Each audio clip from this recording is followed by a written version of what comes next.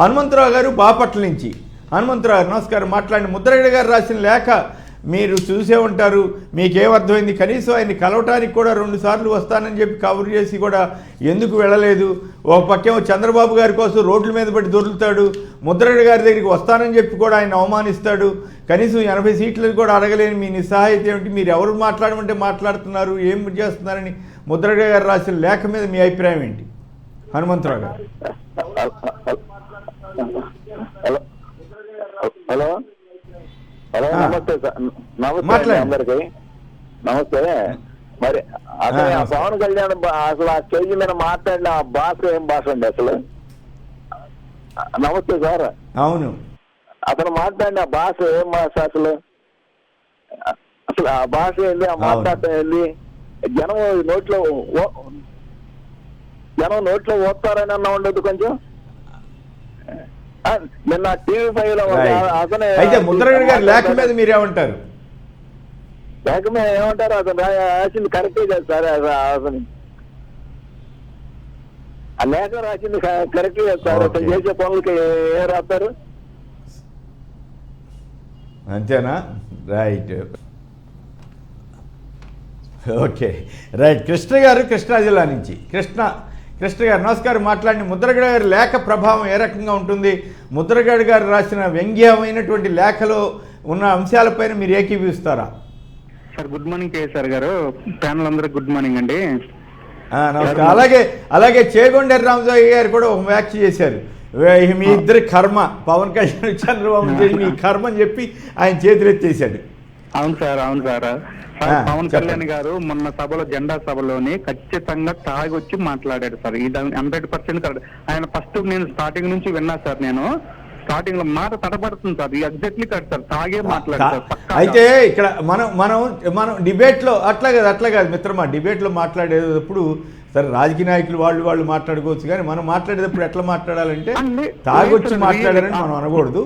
తాగొచ్చినట్లు కాదు చెప్పేదేనండి, తాగి వచ్చినట్లుగా అనిపిస్తుంది ఆయన మాట తీరు. అట్లా తాగి వచ్చిన వాళ్ళు అట్లా మాట్లాడతారు, కానీ ఈయన తాగాడో లేదో మనకు తెలియదు, అది వేరే విషయం. మీరు నమ్మితే నమ్మండి, లేకపోతే లేదు. నేనైతే దాని మీద ఏం కామెంట్ చేయను, కానీ చెప్పేటప్పుడు అట్లా చెప్పండి అంటున్నా. Sir okay sir. అయితే సార్ ఇప్పుడు ఏంటంటే, ఇప్పుడు బీజేపీ వెంకయ్యనాయుడు గారు ఉన్నప్పుడు ఏ పొజిషన్ తెలుగుదేశం సపోర్ట్ చేయడానికి పెట్టినారు. తెలుగుదేశం బీజేపీ నిజంగా పవన్ కళ్యాణ్ గారు, చంద్రబాబు నాయుడే పవన్ కళ్యాణ్ ని పార్టీ పెట్టించింది. పవన్ కళ్యాణ్ జనసేన పెట్టడానికి కాదు సార్ పెట్టిన పార్టీ. ఆయన చంద్రబాబు నాయుడు గారిని హలో వినపడతాను, చెప్పండి, కంప్లీట్ చేయండి. చంద్రబాబు నాయుడు గారిని వినపడతాను, కంప్లీట్ చేయండి. చంద్రబాబు నాయుడు గారిని పెంచడానికే తప్ప కానీ జనసేన ముఖ్యమంత్రి కావాలని, పవన్ కళ్యాణ్ ముఖ్యమంత్రి కావాలని పెట్టలేదు సార్. ఇది వెంకయ్యనాయుడు గారు ఏది బాణీలో చేశాడో ఎట్నే పవన్ కళ్యాణ్ అడిగినే చేయట్లేటానికి అది కాదు సార్. అది ఎగ్జాక్ట్లీ కదా సార్. చంద్రబాబు నాయుడు గారికి పెట్టారు మీరు. అంతే సార్. రైట్. సత్యనారాయణ గారు హైదరాబాద్ నుంచి. సత్యనారాయణ గారు నమస్కారం, మాట్లాడండి. నమస్కారం సార్. అక్కడ పెద్దలందరికీ మీ సభ చూస్తే నవ్వాలో ఎడవాలో అర్థం. అసలు నాకు ఈ వైఎస్ఆర్సీపీకే లాభం సార్. ఆ సభ వల్ల వాళ్ళు ఏందనే తేలిపోయింది. ఒక సభ, ఒక రాజకీయ నాయకుడు ఇది చేసిండు, ఈ లోపాలు ఉన్నాయి, నేను సరి చేస్తాను, నేను ఇది చేస్తాను, ఎక్కడన్నా ఏంది అది స్థాయిని మించి మాట్లాడట్లేదండి.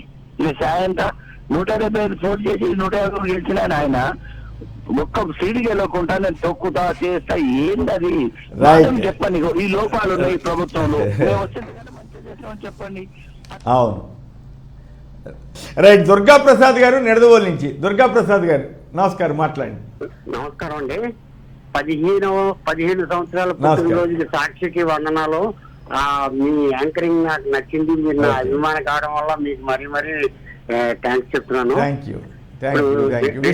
సార్ ఒక్క విషయం ఏంటంటే, హరిరామ జోగయ్య గారు, ముద్దగడ పద్మనాభం గారు మా కాపు జాతి దేవుళ్ళు అంటే కూడా తక్కువేనండి. దేవుళ్ళనే చెప్పాలి. ఆ దేవుళ్ళు కోరుకునేది ఏంటంటే,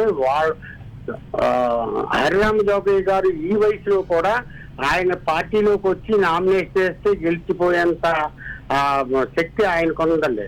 ముద్రగడ పద్మనాభం గారు ఎన్టీ రామారావు టైంలో మంత్రిగా ఉన్న సమయంలో ఆయన ఇంటికి కరెంటు బిల్లు కట్టలేదంటే మీరు అందరికీ ఏం చేస్తారో అలాగే చేయండి, మీరు పీకేసుకోండి అని చెప్పాడండి లైన్మెన్ కి.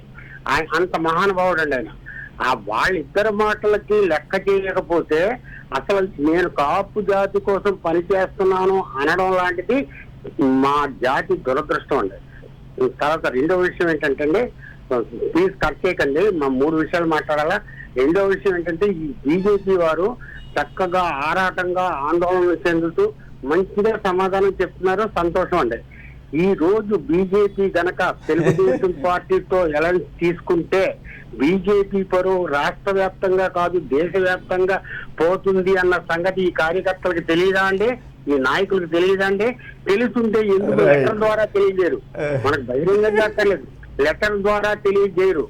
ఆయన నిజంగా రేపు రానున్న కాలంలో డిపాజిట్లు వచ్చి ఇంకా ముందు కాలంలో బీజేపీ వచ్చే అవకాశాలు ఉండాలి అంటే ఇటువంటి కొత్త శక్తులకు దూరంగా ఉండాలి అనేటువంటిది భావించి ఈ భావన వాళ్ళకి తెలియజేస్తారని ఆశిస్తున్నాం. ఇంకొక చిన్న విషయం,